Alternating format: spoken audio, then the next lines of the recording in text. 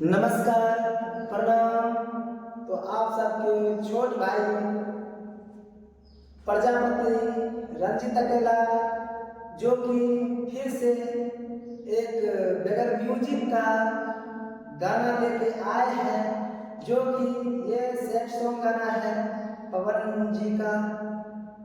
तो मैं चाहूँगा कि उनके आवाज़ में दो लाइन कोशिश करता हूँ गाने का। तो प्लीज आप सब प्यार आशीर्वाद दीजिए और मेरे वीडियो को पूरा से पूरा देखिए। तो चलिए मैं आप सबको इस गाने में सुनाते हैं एक पवन भैया का सॉन्ग। नमस्ते।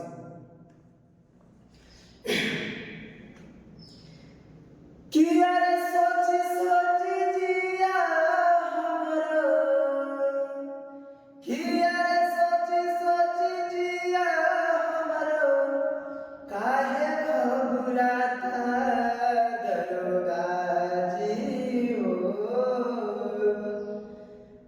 दरोगा जी हो। 4 दिन से पियवा बनी पाता दरोगा जी हो, 4 दिन से पियवा बनी पाता। अरे सोची सोची जिया हमरो, अरे सोची सोची जिया हमरो, काहे घबराता दरोगा जी हो, 4 दिन से पियवा बनी पाता दरोगा जी हो, 4 दिन से पियवा बनी पाता। किया रे शहर में बजनी बजरिया बजरिया, कतही बलमू जिना याबे नजरिया। किया रे शहर में बजनी बजरिया बजरिया, कतही बलमू जिना याबे नजरिया।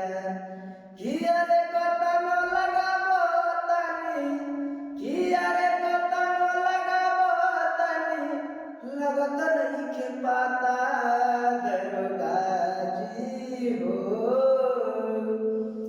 4 दिन से पियवा बनी पाता दरोगा जी हो,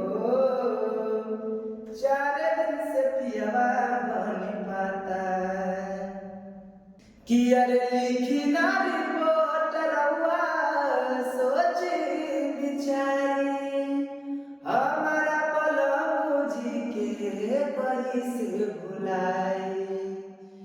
किया रे लिखी ना रिपोर्ट रउआ सोची बिचारी, हमारा बलमू जी के कैसे भुलाई। अरे उनके खातिर रोवे लनका, किया रे उनके खातिर रोवे लनका, खाना नहीं खाता दरोगा जी हो,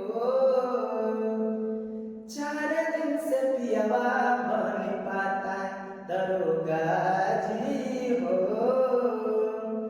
4 दिन से पियवा बनी पाता। किया रे सोची सोची जिया हमरो, किया रे सोची सोची जिया हमरो, काहे घबराता दरोगा जी हो, 4 दिन से पियवा बनी पाता दरोगा जी हो, 4 दिन से पियवा बनी पाता।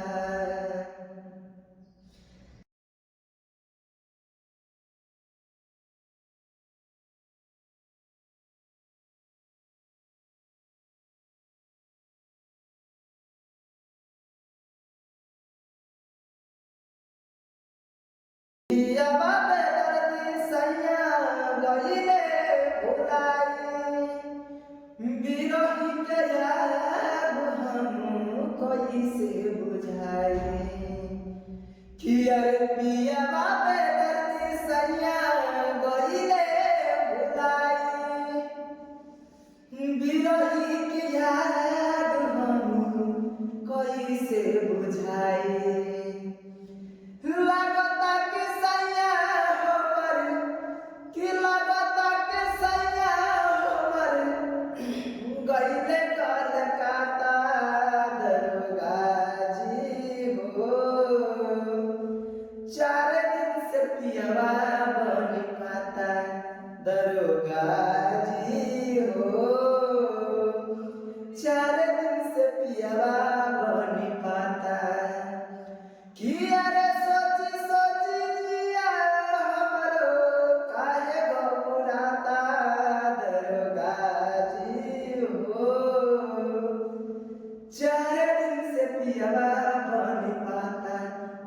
जी हो।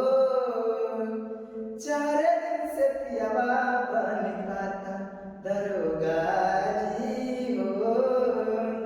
4 दिन से पियावा बन खाता दरोगा जी हो।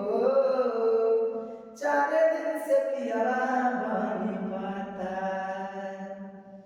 नमस्ते सर, नमस्ते मैम।